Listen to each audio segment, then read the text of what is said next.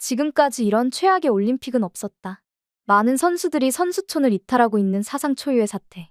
파리올림픽은 쉴 새 없이 사건 사고가 터져서 불만의 목소리가 나오지 않는 날이 없다고 봐도 과언이 아닌 상황인데요. 이런 불만의 목소리는 각 나라의 대표 선수들부터 시작하여 자원봉사자, 스태프, 관광객들까지 나오지 않는 사람이 없을 정도입니다. 오직 주최 측만 올림픽에 만족하고 있는 것이 아닐까 싶은 상황인데요. 이 상황에 대해서 자원봉사자들은 이런 체계 없는 올림픽은 난생 처음 본다. 나를 노예처럼 생각하는 것 같아 기분이 나쁘다라는 후기를 남길 정도였습니다. 특히나 선수들에게서 불만의 소리가 지속적으로 나오고 있는데요. 그도 그럴 것이 절도 사건이 하루가 멀다 하고 나오고 있는 상황이기 때문입니다. 소매치기가 흔한 유럽답게 호주 사이클 대표팀의 차량의 유리창을 깨고 지갑과 배낭 등을 절도한 사건이 발생했는데요. 피해자는 BMX 프리스타일 금메달리스트인 로건 마틴이라 더 큰 충격을 안겨주었습니다. 올림픽 참가 선수에게는 이런 일이 발생할 것이라고 상상도 하지 못했기 때문이었죠.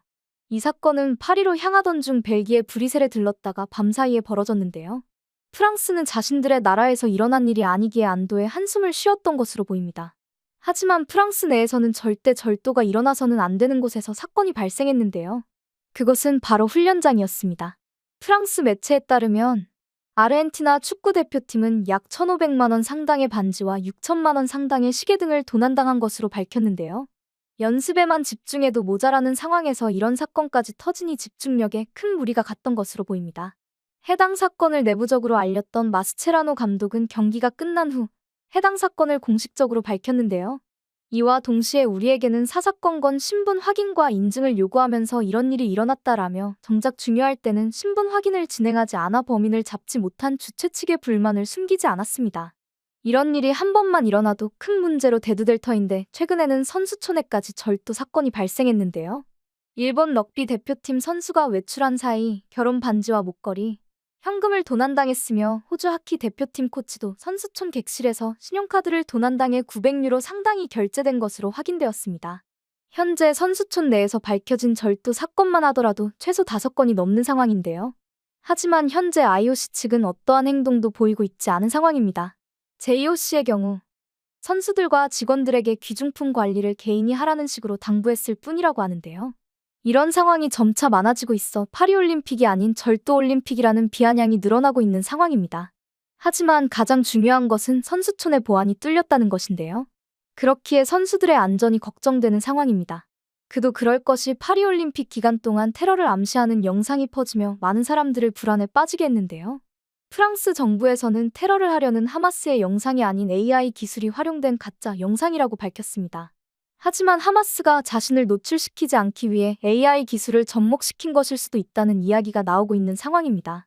더군다나 현재 국제정세가 위태로운 상황이기에 얼마든지 테러가 일어날 수 있는 상황으로 파악되고 있는데요. 이에 한 나라가 가장 안정적이라는 이야기를 듣고 해당 국가의 숙소로 많은 대표팀 선수들이 몰려들었다고 합니다. 바로 한국인 대표팀 숙소였는데요. 그들이 한국 대표팀의 숙소로 몰려든 이유는 간단했습니다. 놀랍게도 안전 때문이라고 하는데요. 현재 한국 대표팀 숙소에서는 절도가 발생한 적이 한 번도 없습니다. 이 이면에는 전투의 민족이라는 타이틀도 한몫하는 것으로 보이는데요. 현재 금메달을 딴 종목이 펜싱, 사격, 양궁과 같은 종목이었기에 함부로 대표팀 숙소에 들어갈 엄두를 내지 못했던 것은 아닐까요? 그 외로도 한국 선수들의 사교성도 한몫하고 있는 상황입니다. 한국 선수들은 밝은 인사성으로 많은 사람들에게 인사를 하고 기억하기 때문에 외부인들이 선수촌에 들어왔을 때 평소에 보던 사람이 아니기에 쉽게 발각된다고 하는데요. 그 외로도 개인 활동을 하기보다는 여러 명이 함께하는 경우가 많기에 쉽게 소매치기를 한다거나 절도를 하는 표적으로 삼기 어렵다고 합니다. 현재 한국인 경찰들이 프랑스 시내에서 경비를 하는 것도 이유로 꼽히고 있습니다. 프랑스 정부는 올림픽을 무사히 개최하기 위해 여러 나라 정부의 경찰 파견을 공식적으로 요청했는데요. 그중 한국경찰청은 올림픽 및 패럴림픽 동안 근무할 경찰관 31명을 프랑스로 파견했습니다. 그 덕분에 파리에서 태극기를 착용한 한국 경찰들을 확인할 수 있었는데요. 그로 인해서인지 언제든 절도범이 잡힐 수 있다는 압박감을 느낄 수 있는 여건이 형성되기도 했습니다. 이런 안보적인 문제 외에도 한국 선수촌으로 많은 선수들이 오는 이유가 존재했는데요. 바로 한국 조리장들이 만든 도시락 때문이라고 합니다. 현재 파리올림픽 선수촌의 식당은 굉장히 수준이 떨어진다는 이야기가 나오고 있는 상황인데요. 올림픽에 참가한 많은 선수들은 운동 선수이다 보니 근육에 손실이 가지 않도록 주의를 기울이는 편입니다. 그래서 주로 단백질 위주의 식단을 고수하고 있는데요.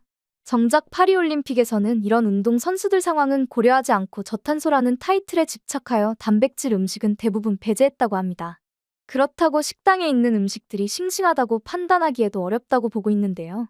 덕분에 파리올림픽 선수촌 식당을 찾았던 선수들은 선수촌 식당에서는 고기 반찬이 나오면 줄을 서는 모습을 볼 수 있어요 라고 설명하며 평소에는 선수촌 식당이 텅텅 빈다는 것을 은연중에 밝히기도 했습니다. 이런 난감한 상황에서 굴하지 않고 육류 식단을 원하는 선수들이 지속적으로 육류 음식을 요구했는데요. 이에 비꼬는 것인지 프랑스에서는 조리되지 않은 육류 제품을 내놓았다가 질타를 받기도 했습니다. 구워 먹지 않아도 되는 육류가 아닌 그저 고깃덩어리를 내놓은 것에 불과했기에 음식이라고 보기에도 어려움이 있었다고 합니다. 이런 상황 속에서 한국 대표팀 선수촌에 배달되는 도시락은 선수들에게 희망 같아 보였으리라 생각되는데요. 한국 대표팀의 도시락은 불고기 반찬 외에도 연포탕과 같은 체력에 좋은 음식들로 분배되어 있어 선수들의 체력 보충에 힘을 쓰고 있는 상황입니다. 무더위와 싸우고 있는 선수들에게 아주 필요한 음식들이라 보여지는데요. 이렇게 한국팀 선수촌으로 가겠다고 선언한 선수들도 있는 반면 도저히 선수촌에 있지 못하겠다면서 이탈하는 경우도 존재했는데요. 특히나 눈에 띄는 대표팀은 미국 농구 국가대표팀이었습니다. 미국 농구 국가대표팀은 NBA에서도 높은 실력을 보여주는 선수들로 구성되어 있는데요. 스테판 커리, 르브론 제임스, 케빈 듀란트 등 이름만 들으면 알만한 최정상 선수들이 모였기에 미국 농구 국가대표팀이 부동의 1위를 차지할 것이라 예상하고 있습니다. 이런 최정상급 선수들이라서 그런지 파리올림픽 출전 기간 동안 선수촌이 아닌 특급 호텔을 통째로 빌리는 상황이 펼쳐졌는데요. 선수뿐만 아니라 코치진, 지원 스태프, 대표팀 임직원 등 대규모 인원들이 모두 해당 숙소에 머무르는 것으로 알려지기도 했습니다. 이에 약 208억 원을 사용한 것이 밝혀지며 놀라움을 자아내고 있기도 합니다. 이렇게 상당수의 선수들이 선수촌을 이탈하고 있는 초유의 사태 속에서 한국 선수촌이 더 주목을 받는 이유가 존재했는데요. 바로 많은 선수들이 선수촌을 이탈하는 이유와도 연계되어 있었습니다. 특히나 큰 이유로 꼽히는 것은 더위였는데요. 숙소의 환경 중에서 부서질까봐 두려운 골판지 침대와 딱딱한 매트리스도 견딜 수 있으나 더위는 참을 수 없었다고 합니다. 물론 들리는 바에 의하면 프랑스 파리는 생각보다 선선한 날씨를 지니고 있다고 하는데요. 하지만 그건 어디까지나 아무것도 하지 않고 있을 때의 이야기입니다. 선수들은 경기가 없는 날에는 연습을 하고 숙소로 돌아오는데요. 연습하는 동안 더위와 싸우고 있기 때문에 숙소에서 시원하게 푹 쉬고 싶지만 불가능하다고 볼 수 있습니다. 이에 대한체육회에서는 냉풍기를 확보해 각 방에 설치해두었다고 하는데요. 만일의 사태를 위해 이동식 에어컨 26대도 준비해둔 상태라고 하죠. 그 외에도 쿨링 재킷을 마련해 선수들이 조금이라도 쾌적한 환경에서 지낼 수 있도록 노력하는 모습을 보였는데요. 선수들이 경기에만 집중할 수 있도록 노력하는 모습을 보이고 있는 상황입니다. 파리올림픽 측에서는 생강 옆에 선수촌이 마련되어 있어 창문을 열어두면 시원한 편이라고 이야기하고 있는데요. 선수들의 말에 의하면 창문에 방충망 자체가 없기에 벌레들이 들어와 괴롭힌다고 합니다. 심지어 생강의 수질은 수영을 할 수 없을 정도로 좋지 않기 때문에 온갖 벌레들을 마주할 수 있다고 하죠. 고작 벌레가 무슨 대수인가 싶기도 하겠지만 현재 프랑스에서 흔히 볼 수 있는 모기는 굉장히 조심해야 할 부분인데요. 자칫하면 모기를 매개로 하는 댕기열에 걸릴 수 있기 때문입니다. 파리에서는 올해 1에서 4월 말까지 하더라도 댕기열 발병 건수가 작년에 비하여 약 16배가 상승했는데요. 특히나 댕기열을 옮기는 열대순모기는 한 번 자리를 잡으면 박멸이 불가능하다고 보고 있는데 프랑스는 북부까지 적응한 상태라고 전문가들이 설명한 바 있습니다. 혹시라도 댕기열에 걸려 출전하지 못하게 된다면 지금까지의 노력이 한순간에 물거품이 될 수 있는 상황이기도 하죠. 그렇기에 대한체육회는 이런 일이 발생하지 않도록 모기 기피제를 선수들에게 나눠주는 등 할 수 있는 최선을 다하고 있는 상황인데요. 사실 이런 노력은 올림픽 주최 측에서 해야 할 문제였으나 이 상황에 대해서는 방관하고 있는 모습을 보이고 있죠. 이렇게 점차 한국의 노력 덕분에 숙소가 조금이나마 지낼 수 있는 공간으로 바뀌었다고 보고 있는데요. 그 외로도 파리올림픽 주최 측이 준비한 버스도 문제였습니다. 버스 또한 에어컨을 틀지 않았는데 안전상의 문제로 창문을 열 수 없도록 테이프로 고정했다고 하는데요.